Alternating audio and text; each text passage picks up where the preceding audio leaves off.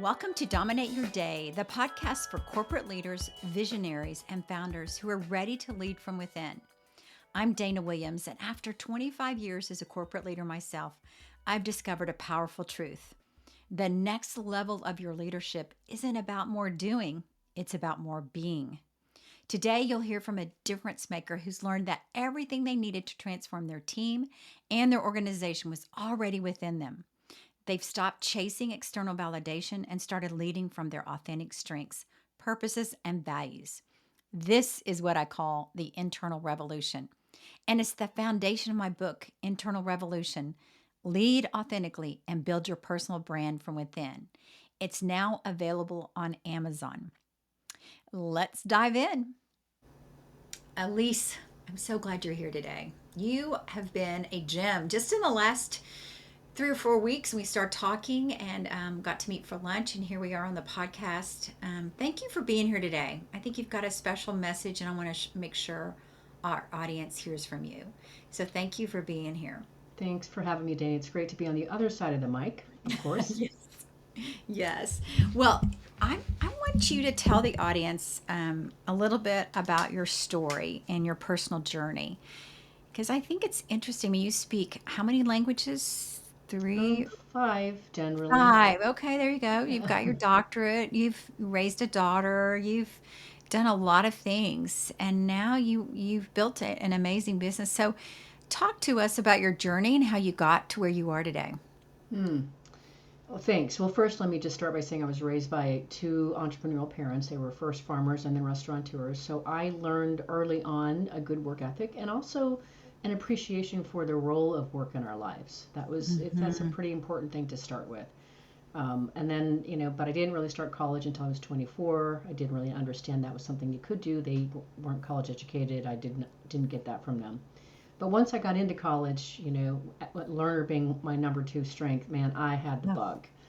I And bet. right, and so fast forward in my mid 20s, I had the really amazing opportunity to follow my then boyfriend, who I knew for 1 month, to Madrid, Spain. He was getting transferred for his job, and he said, "I think you should come with me." And I thought, listen, I'm halfway through my bachelor's degree. I'm a college student. I don't have any debt. I don't have any career. And I know one of my bosses told me to go see the world, get an education. I thought, well, okay, I'll go see the world. And that was one of the best decisions, Dana, that I ever made. Mm. When I said at age 26, I will follow you to Madrid, Spain, given that I'm from a small town in northeastern Oregon, that when I left high school, the population was 4,800 people. Wow. Right? Big Wow. change, right? Yeah. So, what was the catalyst then that got you on this journey about igniting purpose? Where did this all come from? Yeah, from once I was in Spain, we were in Spain for 6 months, and I'd learned French in college, so that was my good baseline level romance language. So learning Spanish on top of that wasn't hard. We went all over Western Europe, which was fantastic. I learned so much. And then Mm. his company moved us to Rio de Janeiro, Brazil, for 2 years. And then I got the Portuguese. We went all over South America. So what happened in that time, Dana, was I was there and I had an amazing life, the kind of life that most people really think they yearn for. Mm. And it was beautiful. I mean, we lived in a beautiful home. We had a live-in maid that made all of the meals, did all the dishes, all of everything. Wow. Spoiled We you. we right. It was a terrible life. And we had a full-time, gardener who took care of the grounds and the pool, and we had Wow. a full-time chauffeur who took us wherever we wanted to go. And I mean, it was a really beautiful life. I did not have a work visa at that time, so I poured myself into, you'll be shocked, into my education, into other degrees while my boyfriend worked. And what I discovered, Dana, was in those quiet hours, I spent the whole day studying while he was away at work. And that was good in the first year. By the time the second year came around, I started to feel what I now understand is called an existential vacuum.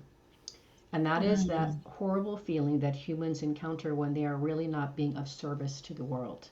Mm. So it's one thing to consume a really, really beautiful life. That sounds really good, but what Mhm. humans need is to be of service. That's when we're at our best. And I really wasn't being of service. I was just consuming a really nice life. And that's Mm. when I learned about what it was to be depressed when you really weren't up to something that was, giving back. That's where I learned about the ache and the need for meaning and purpose, Dana. That's where it started. And I was there for a couple of years. Wow. So you were able, we kind of always serve the person we once were. So when you started that process of that journey, and I can hear your input and your learner, how did you come up with this whole idea, to develop this whole plan around purpose to help other people with it? Well, it sure as heck didn't happen overnight. Yeah. So when I left that relationship, it was time it had run its course, and I moved back to Portland, Oregon, when I was 28, and finished my master's degree, and I just kind of found my way back into the world of work and various kinds of sales jobs. And what I discovered by the time I was 33 years old, and I bought a house and I had a nice, comfortable life, and I was dating my then new boyfriend who would become my husband, and life was pretty good. But once again, there it was, Dan. It was like, God, I'd had this big, huge, lovely life that was full of intensity and input and stimulation. And then here I was in Seattle, and I had a sales job, and I just knew that there was more to my life than this. There has to be more than this. And it was that nagging, similar kind of feeling that I had in Brazil, but on a different sort of a level. And that is when I went and got the PhD in human development. And from there is when I really started just a really natural progression of various roles where I then became the product. I was no longer selling somebody else's products and services. I became the consultant that helped leaders develop their organizations, their leadership, their engagement, etc. So that was just a really natural unfoldment process that happened over the course of, I guess, about 15 years. And then I found my way into the purpose space when I began hosting my podcast, Working on Purpose. And that really set off a whole other chain of events that really began to amplify my own voice in this space of meaning and purpose. So, what is your definition when you think about organizational purpose versus just a standard mission or vision statement? What do with all the work you've done in organizational development and around purpose, what do you see as the opportunity there, or the definition that will help people really understand that? Great question. And I do talk about this in one of my latest books, The Great Revitalization, because it's not understood very well. Yeah. So, first, what I'll say is the way that I look at purpose inside organizations, which is different than really what it is on the individual person level. Similar, but not the same. So, the important thing about organizational purpose is that you need to be able to answer the question, why do we exist, and why should anybody care? And this has nothing to do with making the money part. The money comes being in service of those things. So the question that you answer for the purpose piece is, why do we exist, and why should anybody care? So that's why we're in the world. Now, if we then look at the mission statement, the mission statement then reflects what it is that you're out to do in service of that purpose, and really expresses how you're different through the products and services that you provide because you're in service of that purpose. Then the vision statement then situates, it's a very aspirational future sort of realm where you're then cascading, what does the world look like when you have realized this purpose? You've served it. Now you've created this more idealistic version of the world that you're aiming for. Of course, and then the other piece that's important is your values. What is it? This really distinguishes how it is that you do things, how you want to be known, what's your stamp. And so when you have all those things articulated in an organization, and that is definitely some of my most favorite work to get to do with organizations, well, now you've really got a really solid place to build a really dynamic culture, one that acts as a strategic imperative. Tell me a favorite story of working with an organization, of how you got to come in and they were kind of floundering and probably confused and needed some clarity, and how you helped them get that clarity with this organizational purpose. It's such a simple one, but I remember I had occasion to meet a leader from a company while I was on vacation, and talked to her in a restaurant before we got on the plane, and introduced myself, and she said, "Oh, we're working on our culture. You help companies with culture. We're working on ours." And a few months later, we started the engagement, and it turned out that they had been in the sustainability development consulting space. So they were actually helping commercial real estate organizations to steward their sustainability journey. And they were best in class. They had been one of the very first to really set up and establish the field, and they were industry, stewards really. But by the time I met them in August of 2021, the CEO and founder was at her wit's end. She's like, I don't understand. We were on the best places to work list just for the last several years. My employees loved me. They had like 40 or so employees. And she said, now I can't fill the roles. People are constantly complaining. The morale is so bad. People are, just they're leaving. I can't get people to stay. My clients are complaining for the very first time and threatening to go someplace else because we can't meet our service levels. And so I met them on a Friday afternoon, and we talked for, I think, an hour and a half. And she's like, can you start on Monday? And I Oh, said, wow. no, but I could start on Tuesday. And so that really kicked us off. And really, it was first a matter of, we went as a team and interviewed all of their employees to understand what it was they were dealing with, what was working well, what wasn't. And we asked them, well, what's the purpose of this organization, this sort of thing. And quickly determined that there were lots of opportunities to improve the leadership and the culture, and nobody could really articulate what the culture, what the purpose of the organization was. Now we really understand there's a lot of things to deal with. So then we began to help them to detect and articulate what is the purpose, and also consider the founder's perspective. Why did she do this? What do the employees think? And then we brought them together, and this is really important. You don't issue a purpose statement from the top down and, here's your nice piece of paper or plaque it on a wall. What you do is you involve everyone in the generation of that. And I like to call it the wildlife scratching. So I facilitated a session with them where we had a base level of an idea of what the purpose was, and then we worked together to refine it. Is it this? Is it this? And people threw out a word. Somebody else said this, and then the founder said a couple of words. And then once we did that for the purpose, mission, vision, and the values. And then once we did that, then we could further refine it. And they said, oh, yes, that's it, right there, that's it. So it really is a process where you have to detect it and then articulate it and work to articulate it in a way that it lands on people. So I'll say more, but if you want to comment on that, No, that's the general I think process. that's Alise. I like the fact I'm a big believer in what people help create, they help support, Mm-hmm. and so I think involving the organization and building their culture and building that vision, mission, values, and purpose together is powerful. I'm kind of wanting to hear the end of the story if how they're doing, and Yeah. I'm assuming they're doing great since you've worked with them. But that I think it's that clarity after you work with people. I think in that space, I've heard leaders say, "Oh, now we're clear," because Yeah. so many people aren't clear when they need someone like you to come in. They're confused on what they're saying and how they're communicating it internally. So, Yeah, well, so what we did from there was once we had that established, now we have something to kind of work from, and we could do a mhm. couple things. One, we needed to develop their leaders as more inspirational leaders, and people that knew how to inspire a vision and help people understand how their individual jobs related to the overall purpose of the organization, so they could feel that connection. Mm, And then we needed to embed, this purpose, mission, vision, values into their culture so people could be rewarded and recognized when they were really living it. So those are a couple right. of things that we also did.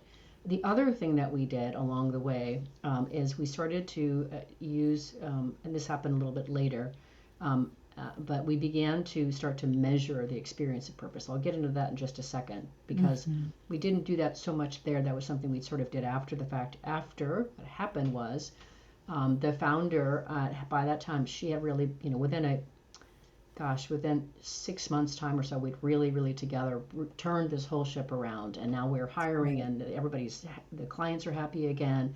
The team members are delighted again. They can feel their own alignment, Mhm. their own value alignment to that of the organizational purpose, and that's really key to Mm. activate that. Now that's when you get the benefit of the employee engagement and the commitment and the creativity and the discipline and persistence, all those things that you want for a strong culture.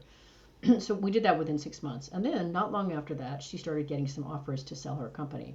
And she did Oh, accept wow. an offer, and she did sell the company to a larger holding company. And well, the happy story there is she's very happily and very comfortably retired. Yeah. That's what that is. But then after that, I kept working with some of their other leaders, and we really developed this way of this is something that comes from Dr. Carlos Jorge out of Barcelona. But you literally, there's an opportunity for organizations to measure the experience of purpose in organizations to ensure that you're really living it inside the organization, and therefore getting the strategic and the operational benefits of that. It's not just something on a wall someplace, that now Right. it's really guiding and cohering your whole team, and that is really, really critical. So how do you measure? Because I think that I use a lot of the Q12 measurements from Gallup. I've used some of the other ones at Southwest Airlines, and I think that is the biggest thing: is how do you measure engagement, and how do you know? Because and it takes time. Like you said, it took 6 months just to get that embedded and get everything started. It's not a one and done. So what have you found? You mentioned this research person was it in Spain or in Dr. Carlos Frey. yeah. So, what have you found that has been a powerful way to research and guide your work as you're doing this work in the corporate space? Well, the measurement comes from his recommendation. There's three very simple questions that organizations can pose to their people, and I recommend that this is what we do with our clients. Is we do this every quarter to make sure that we're on track. Things change, people come and go, etc. New managers, Right. new leaders, whatever. The three questions are very, very, very, very simple. Now you got to make sure that you really everybody and you situate what is the purpose of the organization, so everybody's clear that this is what we're measuring against. But the first question is, to what extent do senior leaders live the purpose of this organization, walk the talk of it? And it's whatever it is, 1 to 5.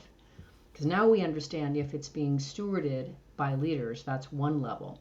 The second question is, to what extent do I see my colleagues operating and living the purpose of this organization?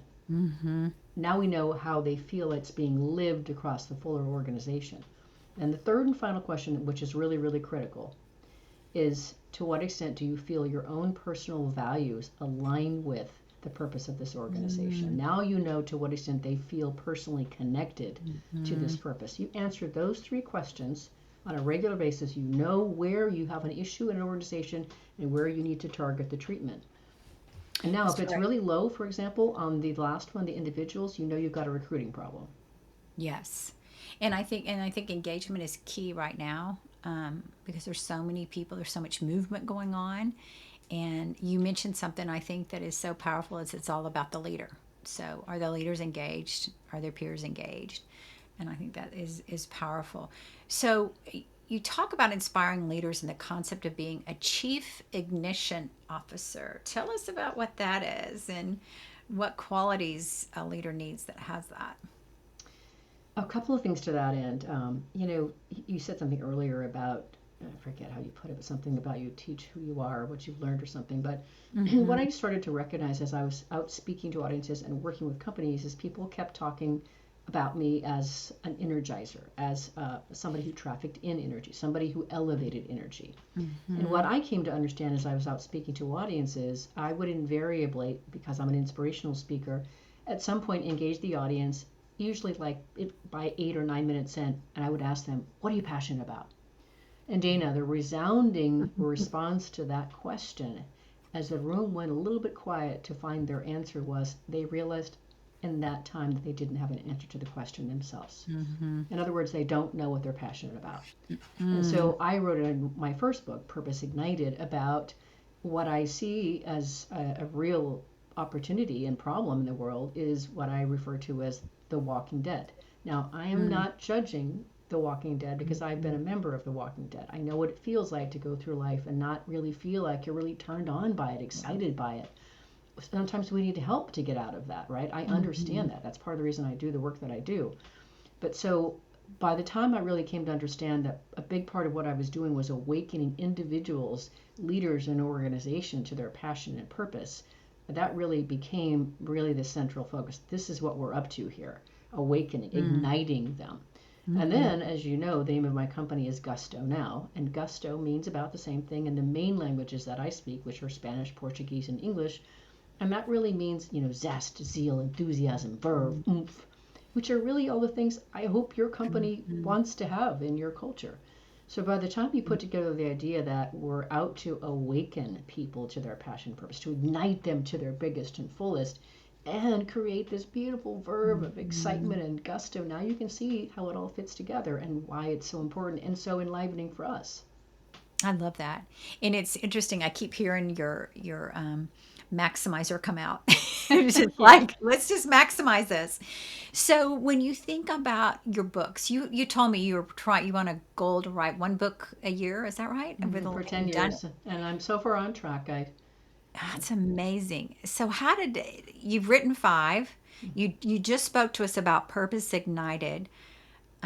Tell us about how do you get the energy to write these books, and then where's it coming from? Is it from working with your clients, and then it comes up, and you just have these ideas and you make it happen? Or I know your achiever is made yourself gave yourself that goal probably for the a book a year for 10 years. But tell us a little bit about your book writing process. Yeah, I love the question of where it comes from too. Yeah. So let me first situate that I'm divorced. I've been divorced for 9 years. And that whole experience, it wasn't my idea to get a divorce, but it was a really good idea. And once I found Hmm. myself on the other side of that, I realized, wow, I have a whole clearing now in my life. I can relate to time and energy very differently. I can be actually quite selfish with it now. And Mm. so my number one strength is input, Dana. And so how that shows up is, and then it's related to my maximizer in the way that I do my podcast. So I bring on subject matter experts or authors to advance the conversation on creating what I call destination workplaces. And most of my guests come to me from a PR agent, and my practice is to read their book cover to cover, and then take about 25 to 50 pages of typewritten notes to distill and capture the points that I think are important. That becomes research for me for Mm. my books and my speaking, etc. So I have this constant research habit because of my podcast. Somebody told me, Alise, you're a podcast host with a reading problem. And I'm like, yeah, I am. I love that. Yeah. But so if you look at the way, the practice that I have in hosting this, and then we have them on air and have the conversation. Now I get the benefit of connecting with that beautiful energy, which is my relator energy, that one on one. Let me just have this heart and soul Mhm. conversation with you. And Mhm. then, of course, after we have them on, I then, or me and my team, write a newsletter article to distill the kind of actionable points about that conversation. So you can see we're Oh not yeah, just having a singular content. conversation. There's a lot of stickiness in all this. Mhm. So my first book, I'd had author on my resolution list for years before it became a reality. And when my first book I wrote because I really was so overwhelmed with joy and excitement and enthusiasm at all the things my guests had taught me over the few years that I've been Mhm. hosting it by then, and wanted to share that learning. That's how Purpose Mhm. Ignited came out into the world. And once I put that out in the world, my first book, I then realized, oh, I see. I've codified what I've learned between Mhm. my consulting, my podcast hosting, my own research, Mhm. etc. That's what this book is. It's a Mhm. way of codifying my own learning and then creating a platform or a space from which to be able to teach it to other people, which then became at that point my manager program. And I didn't know this, I didn't plan this stuff, Dana. Just It happened. happened organically, right? Absolutely. And so the part of this, when you say where does it come from, you do have to be pretty motivated to do this. And I felt like I was behind in life. So I felt like Mm. I didn't get to where I wanted to be, and I felt decidedly behind, schedule in life. And I knew I Mhm. was, more than halfway through life. And so I was propelled by I need to catch up as well. Mhm. Catch up with my own goals, my own dreams, and where I thought I should be in life, kind of thing. Because I put a lot of energy into, being a family and being part of a community and supporting a community, etc., while I still worked and had my practice. So that's really how it happened. And then what there's a couple, the other two books. There's two others. Well, a couple. I wrote a book about losing my parents, and that was really, and then what I learned about living. So that's really meant to be a very personal book that shares a very, very intimate part of my life and what I learned about living Mhm. as a result. That just happened because of what life served up. But I'm Mhm. really proud too of the anthology collection of the women's stories from around the world called Passionately Strive and Why, where that was an invitation from a publisher to say, hey, we'd like you to curate this book. Don't care what the subject is, but it should be focused on women. Like, easy, it's Mm. purpose. And so literally I gathered 25 women from Australia to Zambia to share their very intimate stories of how they discovered their purpose and are now serving from it. So it was kind of a combination of things, but definitely pushed by this feeling like I have this ambition, I want to do these things, and I'm behind schedule. And then accepting, interacting, and playing with what life served up to me along the way. Well, and I can see your in that story. I heard your input, and you mentioned your input. But what I see with people with high input, like I talked about my mom that went back to school at 86, is you have an ability. It's a keen ability to keep collect information, Mm-hmm. and you can always find it. It's like somehow you can sort it in your brain or in a place, but it's there. And I think it's being able to pull all that together and curate that, and why this passion for writing books and why it's happening every year is phenomenal. I mean, that's a lot of work, but it's integrated into what you're doing, so it's pretty cool to see it all come to life. And how does it feel when you're writing, when you're getting it all done? Is there an energy there that you feel when you're writing? Yes, there's different kinds of energies. It's so interesting. I relate so much. I'm reading Jane Fonda's memoir right now, which is phenomenal. And I could relate. There's two pieces that I want to situate when you ask about how you feel. One is Yeah. when it feels good, and the other one is when it doesn't feel good. So when Hmm. it doesn't feel good, what I've discovered is I think, writing is a way of working through things and of coming to understand what you think and feel about things. And that's such Hmm. a, wildlife scratch process. She writes about how she really avoided a certain time in her life. I think when she was in her early 20s, that was really, really painful for her. And she said, I couldn't figure out why I couldn't face writing in my book for 6 months as I avoided that. So there were definitely parts of the writing process where I realized that either I was writing about something that bothered me or that I didn't understand. And I Mm. hadn't done the work yet to fully understand it. And therefore, it was really uncomfortable to try to render it. And then there were on the other end of the spectrum when, I hope you're experiencing this too with your book, where it just flowed. It was just Yeah. so natural, and it just like Hmm. came out of me, and I don't even know where it came from. Hmm. And everything in between, by the way. Boredom, I got to the place like, is this thing done yet? And Yes. then my publisher's like, Alise, your next manuscript draft is due in 2 days. How's it coming? Oh, wow. That's when it's hard, right? When you Yeah. have to, when you're not in the flow and you've got to get in the flow. Hmm. So that's powerful. I love that. I know I was up late last night, early this morning, and but it was fun. It was energizing Yeah. because it was getting just like you said. It just comes out. There's other days where I'm like, oh gosh, I'm tired today and I don't want to work on this. I, So I I get it. I think probably the best feeling or the best part of the process for me each time that I've done this so far, and I posted this when I had my second book out, which is the Passionately Striving OI anthology, was when your first big batch of books shows up from the publisher. And you actually, for the Oh, first time, see your book in the wild. And mm. I posted this on LinkedIn. It was one of my highest reaching posts. I had the UPS driver take a picture of me. I said, "Hey, Michael, will you take a picture of me with the book?" And he goes, "That's not in my job description." I said, "Well, it is now." And so the picture is literally I'm in my shorts and my, sort of tank top thing, and I'm literally jumping for joy with a book in my hand. And I Aw. mean, my face is like this. And it was definitely, I put it on LinkedIn and said, this is probably the best part of writing a book is when the thing shows up on your doorstep as a live, real thing.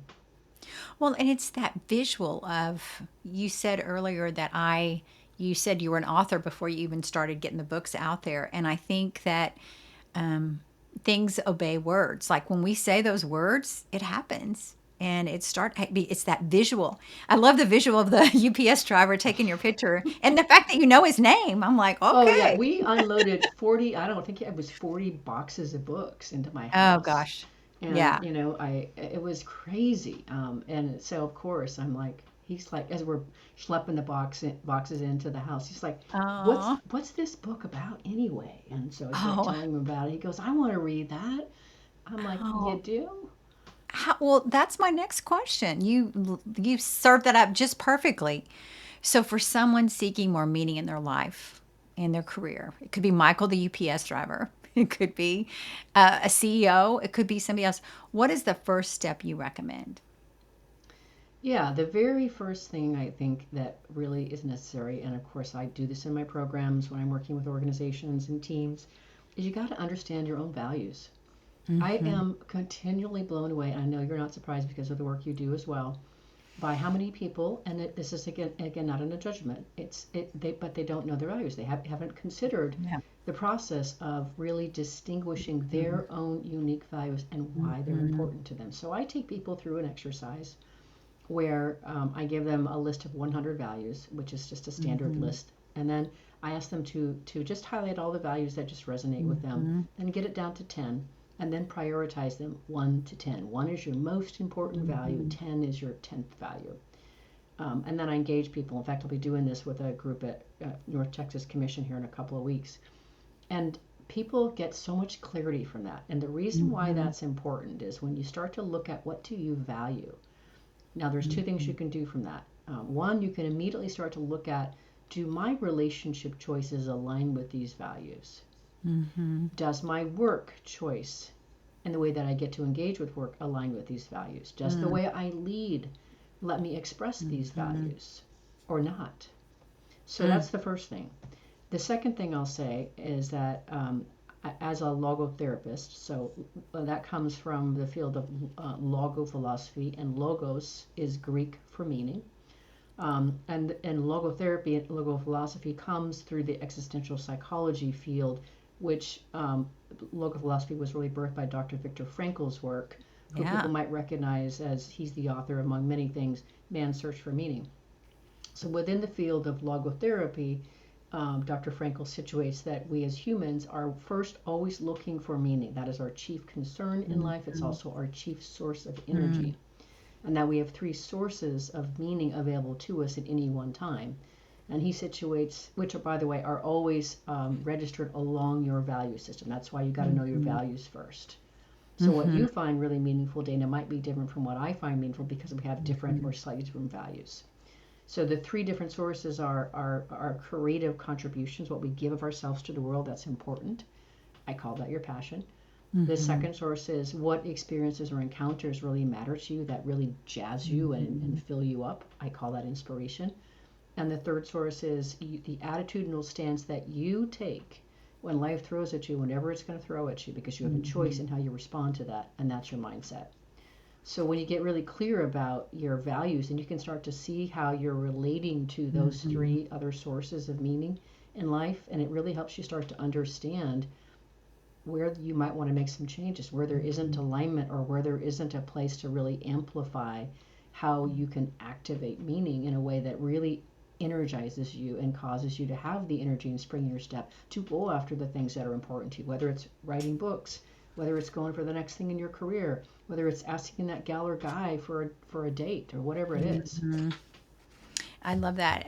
We started doing that with strengths. So, strength, your values are a doorway to your strengths. So, it's really fun to watch that. And I love how you've been doing that exercise, and especially your expertise in logo. Was it called logotherapy? Mm-hmm. Logotherapy. Uh-huh. And I had not heard that. I read Viktor Frankl's book, but I was like, wow, I was really intrigued by that, and love that you are an expert and you're weaving all of that together. And I think, don't you, Alise, that we're in a time of just all the AI that's been 2 years now.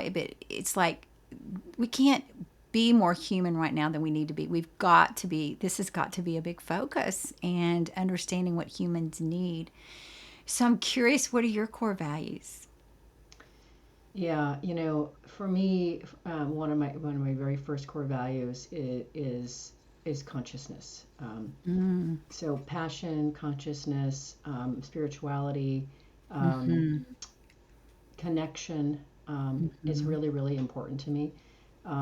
So I wouldn't be doing the work that I'm doing now if I didn't believe in that. I also have kindness in my top 10. I believe in being mm-hmm, kind to other people, and I think the world would be such a better place if we could extend more kindness and curiosity. mm-hmm, No surprise, transformation is in there as well because I love mm-hmm, helping to transform people to their higher levels of their potential.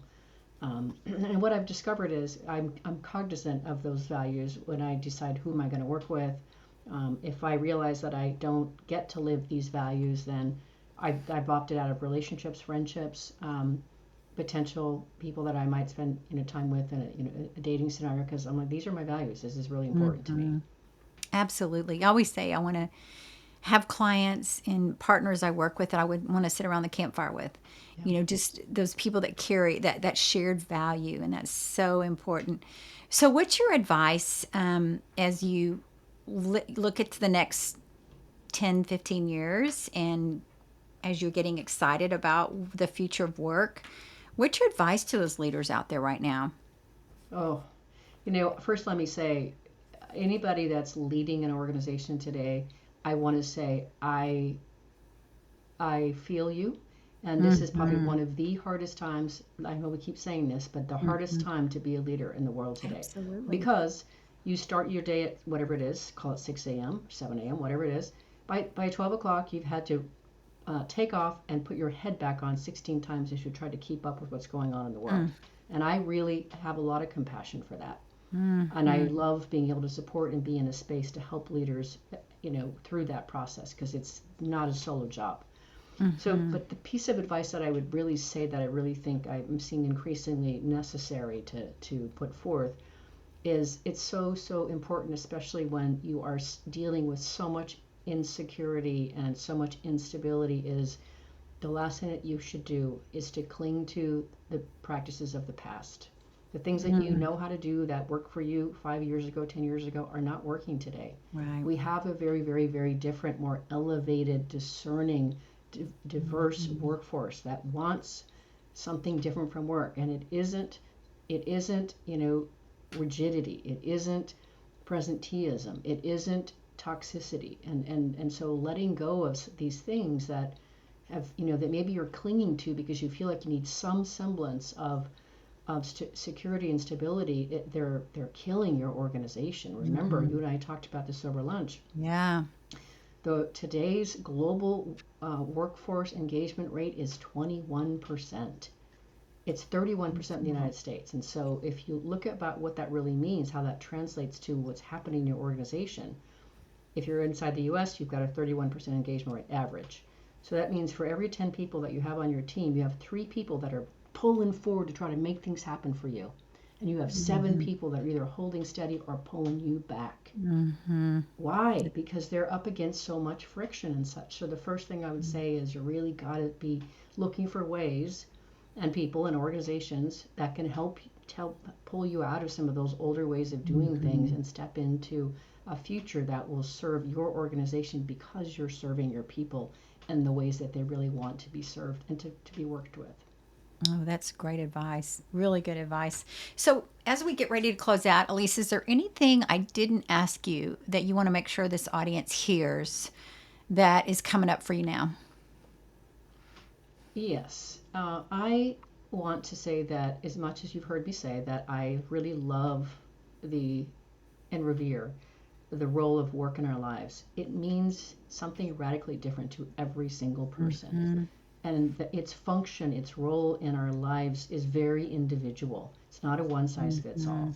And one of the things I love about getting to talk with futurists and workforce experts is increasingly what we're seeing is, making work for more people. There are people that want part-time work, people that want gig work, Mm-hmm. people that want to rise to the very top of the organization, people who Mm-hmm. want to invent, people who want to do work from a different country, but Mm-hmm. still be fully engaged. And so I think the opportunity here is to try to make and offer work for more people.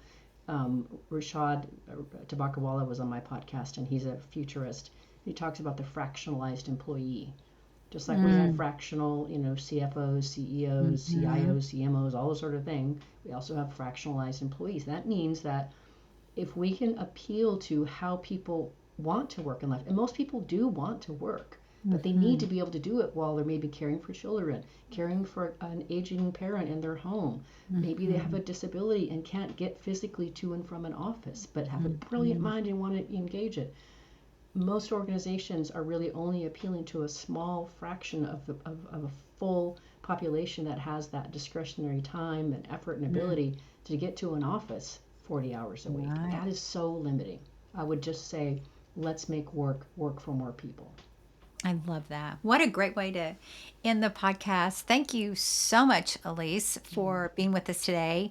And why don't you share with the audience the best way to reach you? And we'll also put it in the show notes as well. The one I think the first place I would direct you to is our business website, which is gusto-now.com. So our business name is called Gusto Now. There's a dash between those two, gusto-now.com. You can always find me on LinkedIn as well. But if you go to, especially the website, there's a way to communicate with us and open a conversation. And I'd say that's the best. You can find my books on Amazon as well. But That's awesome. Well, thank you for creating such great content and getting it out there to the leaders and to the workplace right now and making a difference and living your purpose. So we appreciate it. And it's so great having you today. it's really great to be connected to you as well, Dana. You can run from me, but you can't hide. That's right. Thank you. What an incredible conversation. Remember, everything you need to lead with greater impact is already within you. You don't need to be more productive. You need to be more you. If today's episode resonated, please subscribe and share it with a fellow leader who's ready for their internal revolution. And if you want to dive deeper for these concepts, grab a copy of Internal Revolution, Lead Authentically, and Build Your Personal Brand from Within. It's on Amazon. And if you're ready to discover what's possible when you lead from the inside out, I'd love to create a space for that conversation. Head to danawilliamsco.com for your resources and to book your free discovery call, where we can explore what you want to achieve for yourself, your team, and your organization. Until next time, keep leading from within.